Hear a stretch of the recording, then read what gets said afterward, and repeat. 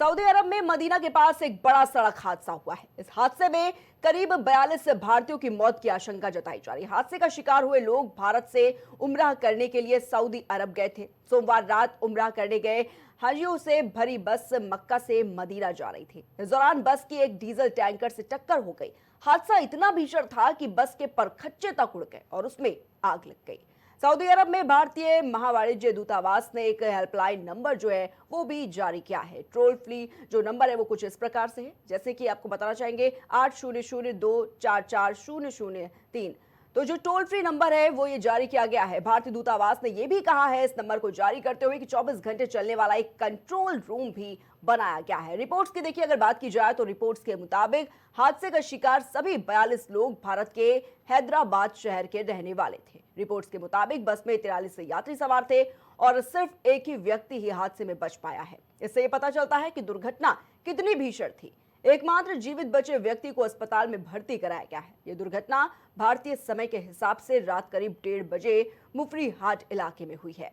जानकारी के मुताबिक हादसे का शिकार हुए लोगों में महिलाएं और जो बच्चे हैं वो भी शामिल हैं। प्रारंभिक जानकारी से पता चलता है कि टैंकर से टकराने वाली बस में सवार 43 यात्रियों में 20 महिलाएं और 11 बच्चे थे। ये सभी तीर्थयात्री मक्का में उम्रा की रस्में पूरी कर चुके थे और ऐसे में आगे के अनुष्ठान के लिए ये लोग मदीना जा रहे थे।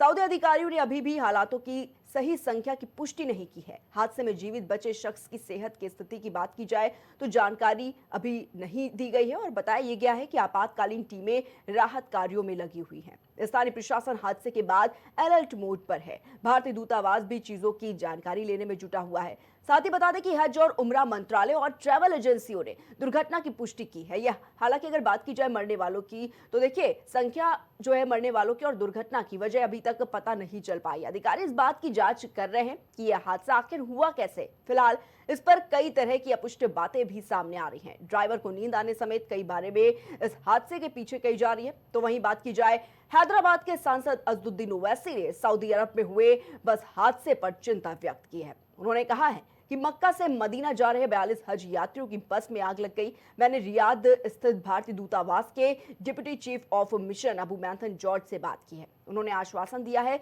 कि पूरे मामले की जानकारी जुटाई जा रही है। मैंने हैदराबाद की 2 ट्रैवल एजेंसियों से संपर्क कर यात्रियों की डिटेल्स भी रियाद दूतावास और विदेश सचिव के साथ साझा किया है। मेरी केंद्र सरकार से खासकर विदेश मंत्री डॉक्टर एस जयशंकर से अपील है कि मृतकों के शव भारत लाने की व्यवस्था की जाए और साथ ही जो घायल है उन्हें जल्द और उचित इलाज उपलब्ध कराया जाए। तो असदुद्दीन ओवैसी ने क्या कुछ कहा है वो भी आपको सुनाते हैं।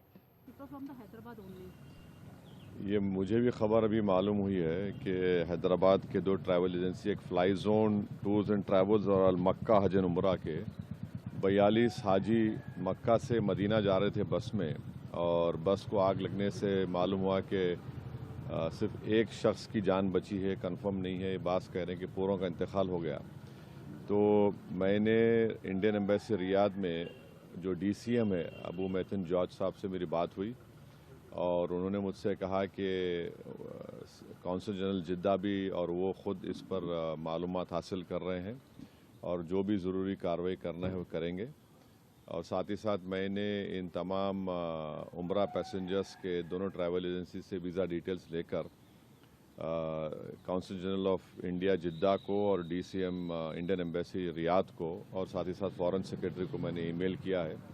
मेरी भारत सरकार से और ख़ास तौर से एक्सटर्नल अफेयर्स मिनिस्टर से जयशंकर साहब से ये रिक्वेस्ट है कि वो इमीडिएटली इस पर देखें और अगर जिन लोगों की डेथ हुई है उनके परिवार ये चाह रहा है कि उनकी डेड बॉडीज़ जल्द से जल्द इंडिया को लाई जाए और अगर कोई उसमें ज़ख्मी है तो उनको अच्छी से अच्छी वहाँ पर उनको इलाज हो सके। ये मैं रिक्वेस्ट करता हूँ हमारे एक्सटर्नल अफेयर्स मिनिस्टर से और भारत सरकार से।